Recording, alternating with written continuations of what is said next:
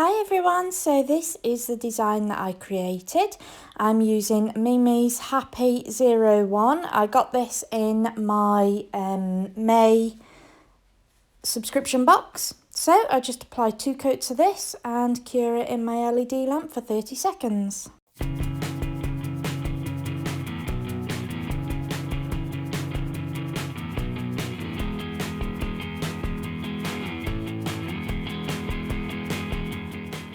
So then I apply this gel polish to my nail, and this is Blooming Gel from Miss You Beauty.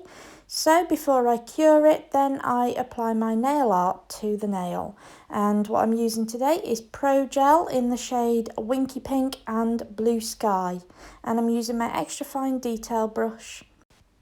And so then I just apply some hearts to the nail, and as you can see, the colour on that Blooming Gel, the colour just spreads out beautifully. So just in these 2 colours, apply these hearts, and once I've achieved the design that I want, I then cure it in my LED lamp for 30 seconds.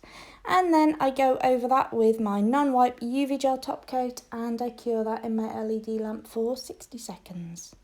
So that's my design. Thanks for watching, guys. Bye.